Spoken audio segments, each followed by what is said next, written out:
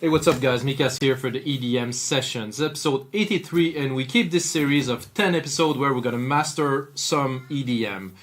By mastering EDM, I mean progressive house, deep house. Today we're mastering trance. It's a progressive trance track, 130 BPM, a bit of an above and beyond feel, but a little bit more big room, I think, in some part. Trance is a genre that's gonna be mastered in a different way than the previous episode. If you watch the two previous episodes, I like to add some warmth, I like to add a feeling, while trance, it's going to have to be punchy, it's going to have to be driving, it will have to really preserve this character, while deep house and progressive house want more like a chuggy, like I would say a smoother feel maybe. So again, the EDM session is about making music in real time with you guys. There's another 70 episode where I actually produce track from scratch. There's 10 episode where I actually arrange and mix tracks. So if you want to look back, there's all of those episodes, of course, on YouTube. And then you can learn how to produce, can see what is the flow of somebody like me that work 20 years on producing music, that is doing that for a living for the last 10, and I want to share that with you guys.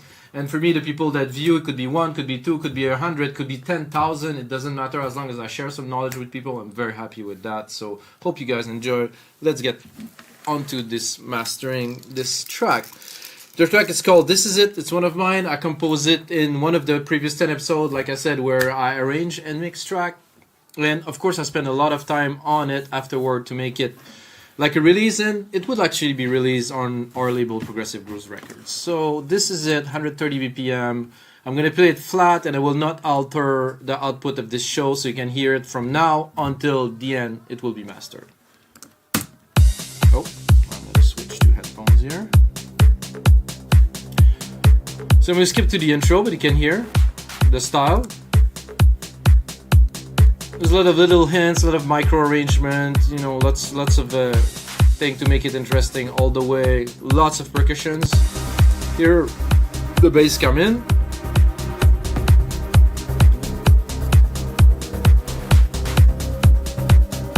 Lots of riser in this track. Pad synth automation builds.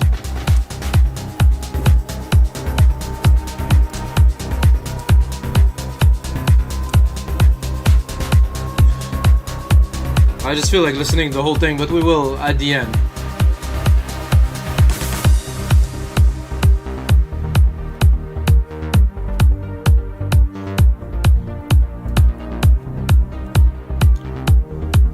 Yeah, it's very prog trancey. Let's continue here. Build.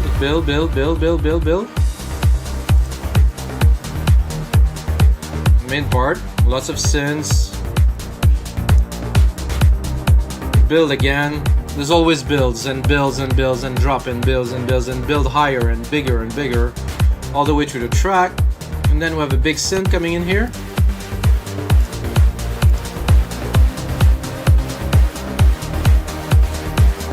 Then we're dropping to 0, of course.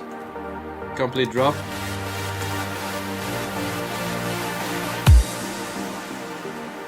Lots of push and pull action in that track. And then big build up onto complete drop, down, up and push, and then bang.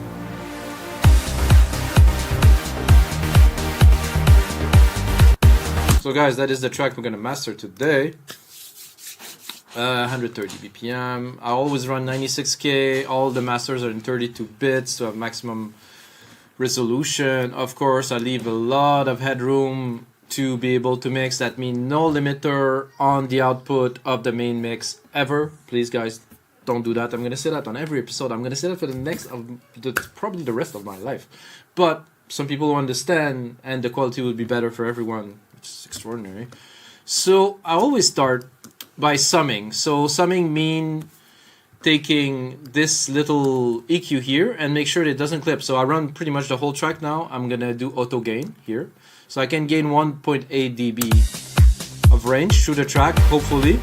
So if it does clip, we're gonna be able to auto gain again. So now, see, oh, a little bit of clipping, auto gain, drop it. So that is just to maximize the input at every step in the gain staging. So gain staging is in between every plugin to make sure you have the maximum level of loudness to be able to input equally and output equally. So gain staging, type that, look on YouTube, look on other. This is very important when you do mastering to have good loudness, good volume. If you do it with hardware, it's a little bit more difficult. Anyway, I usually do a bit of a low cut. If there's problem in the track, I will work a little bit the start. I like to add maybe a bit of top end because the CQ is nice. It has a nice clean equalization. So, and then I go with a VQ, which I boosted a little bit of the low end, 0.5 dB at 180 Hz. Not a big difference, but more presence. And again, gain staging here. Make sure that we're not clipping without. With. Oh, I can hear it. I can feel the low end is thumpier. There's a lot of circuit simulation, electronic simulation into this EQ that does make a little bit more than your normal, and this a phase too, than your normal EQ would do. So we don't need to EQ very much. I have this one here, which is a linear EQ, which really do subtle thing that doesn't affect other frequency, that doesn't change the spectrum so much. So I boost the top end. Some people say add some air, you know, so 8500K. I wouldn't go around 5 to 6 because I don't want to boost those frequency because they can get harsh a little bit. So with, so sorry, without, with. There's a little bit of a crunchy clip. It's because the DAW is reprocessing the audio while I go along. Oh, I like this intro. This is a bomb.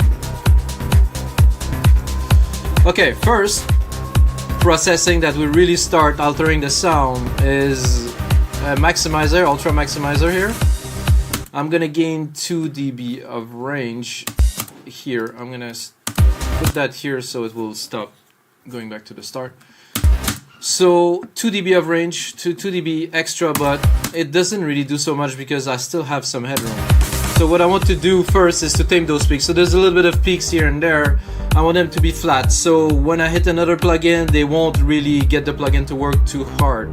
So the thing is, every process to do a little bit of enhancement to be able to come with a final result that is full, that is sound good on every speaker, every headphone. So this is what we're doing. And then we're going on to the first instance of LIN MB, which is a multi-band processor that does, it's a bit hard to explain. Some say it does some attack, some release, some threshold. It is not a compressor, it's more like a maximizer. And anyway, I won't explain what it does, you should check it out.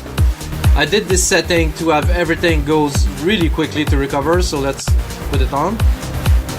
I don't want to do too much. Mostly on this track with the kick, I don't want to touch it too much. Gain staging again. Make sure we're not clipping here. Make sure we're not clipping on the VQ. Everything's clean. Gonna check again with the intro here, because the kick is much more prominent and it gets crowded a little bit, so on this part we might have to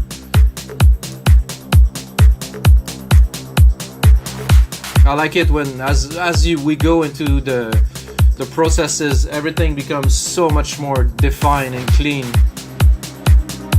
Okay, after this, so this is my setting. You're gonna get, like, by the way guys, you're gonna be able to buy this mastering chain on our site. We make that music for $5 only. Stick a trance track in there, it's gonna sound amazing. So I'm gonna finish the track and then I will upload it, of course. Then I'm going with an API 2500, which is a legendary compressor that for me, it does affect the low end, it tighten everything, it just make everything chuggy. Again, 2 dB.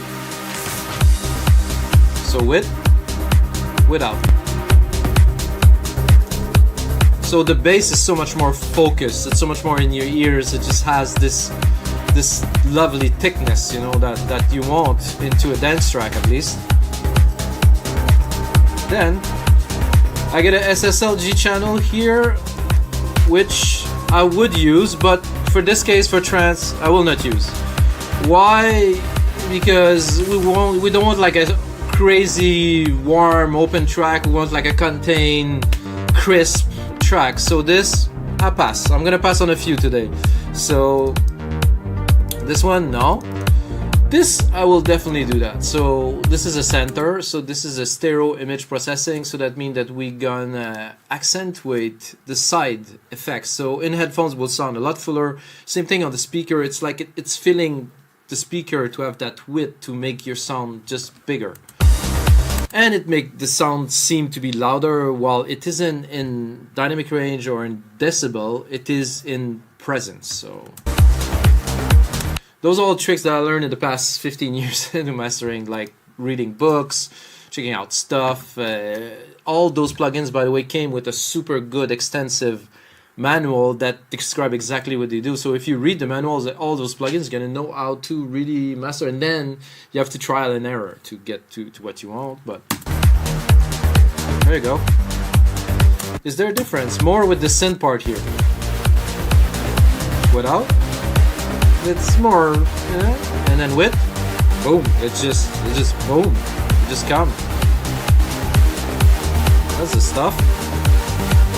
And then to further enhance and a little bit contain, so I'm not gonna do a Kramer tape again because this is trance. I do want a nice feeling, but I want it to be crisp. I want it to be in your face. I don't want it to be warm and like, you know, it's a different feeling. So no Kramer. This SSLG I will use very minimally.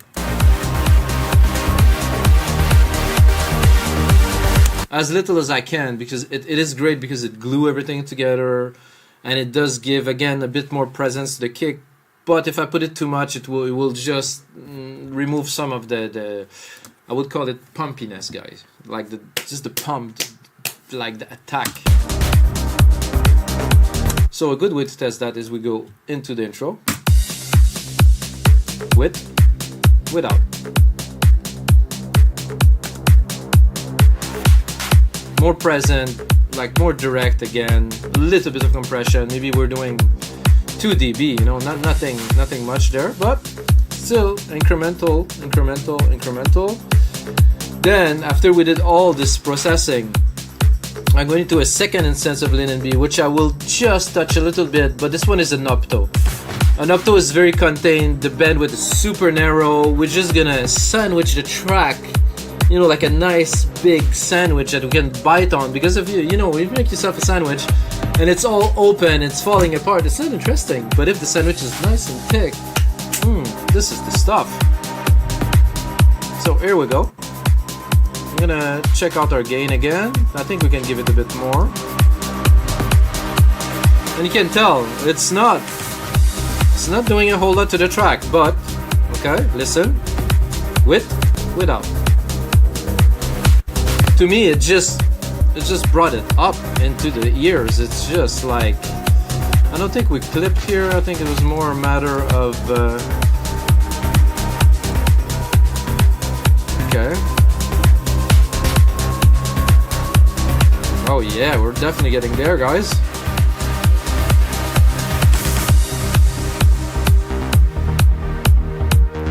Oh. I'm gonna take a listen, because what is coming after is the big mama, the L316 multi-band limiter, which is used heavily. And for trance, I'm not gonna go heavy on it, but I will use it like it should be used. Let's have a listen. Just a little breakdown here, a little plucky melody. Big riser coming through.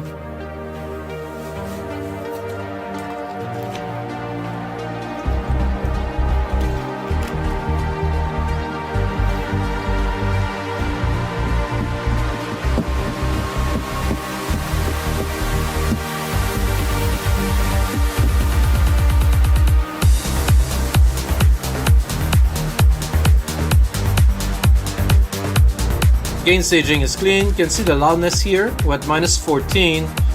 definitely have a lot of room here to play with this maximizer. Make sure we're not clipping again. Talking like 1 dB of clipping, it's not gonna affect, but you know, want to make things properly here in the ADM sessions. Oh, there's a Photoshop project here. Interesting.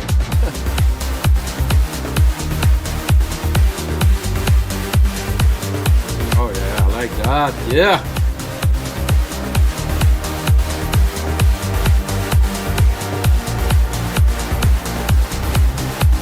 I have to be honest with you guys. I could do without the L16. Just the way it is now, I would love. But it's not gonna be competitive. You know, when you're gonna play it against another track on Beatport, it's gonna sound like it's not there. I mean, the connoisseur, the people that know music, would be like, okay, this is a good track and it worth being played. But the inexperienced DJ is like, I cannot hear anything.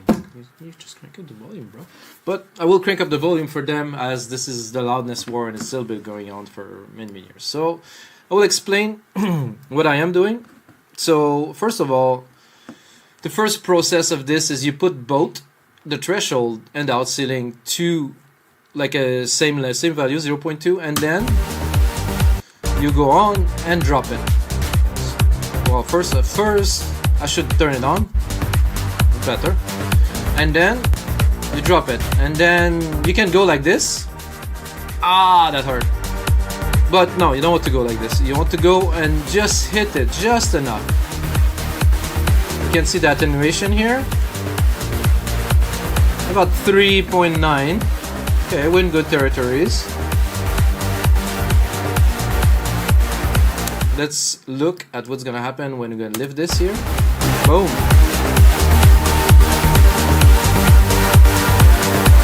I'll have to lower this, guys. My ears are bleeding. I think I'm a bit over the top here at -7. Way too loud. At least for iTunes, that's what they say, but most people don't care. But let's listen here.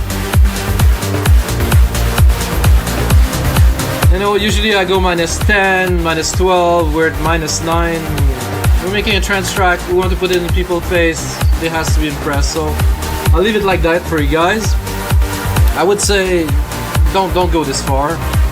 Of course, if you are a purist and a perfectionist, you will always put the outceiling to -0.2, but because you know that the -0.0 on a digital scale would possibly lead to artifacts. Not really anymore, not in 32 bits, 96 Hz, but possible. Alright guys, so we have the whole track mastered now. Should we maybe listen? I think we should listen, and I'm not even gonna cut it. We're gonna have a listen together, and I might put some comment on there, but let's listen. And look, also.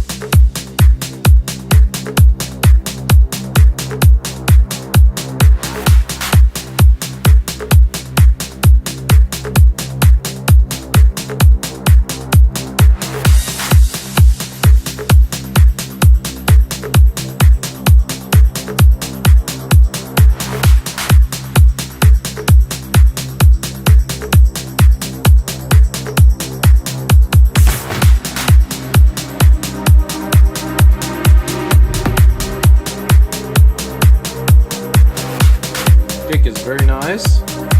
It's more like above and beyond. It's not so just banging. It's more prog trance, let's be honest. Some nice big toms like chunking in there. Wow. Of course, some risers, which I made myself. Oh yeah.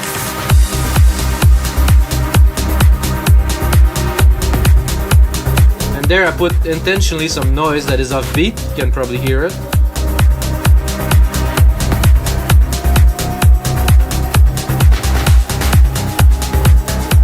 And keep on layering some percussions in there like that. Sure.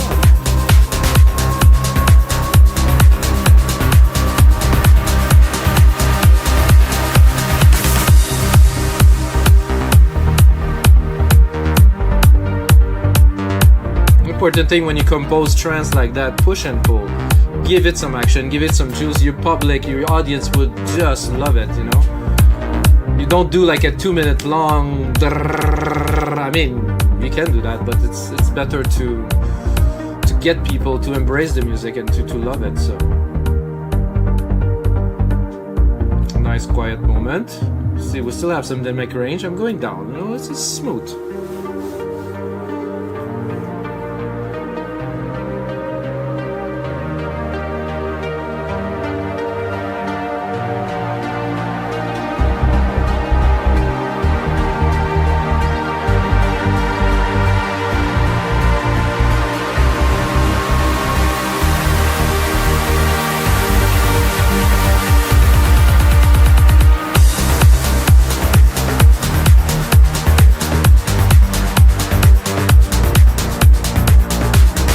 Nothing to say, guys. It's good. I like it. Of course, it's my music. Of course, I like it. But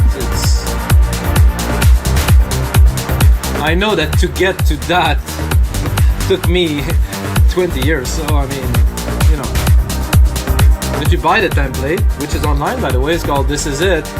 You get this. All this arrangement. There's so much sense, so much track. I use only silent one. Definitely super high value.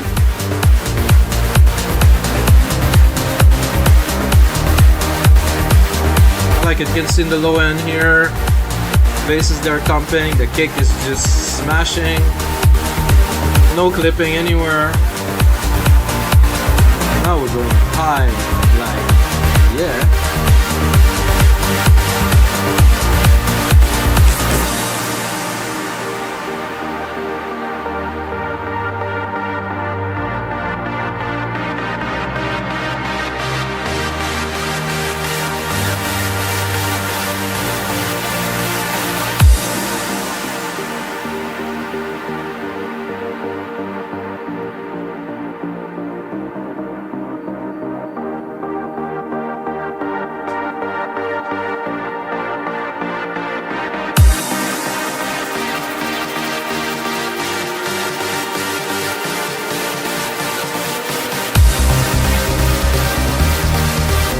Again, going up to sky.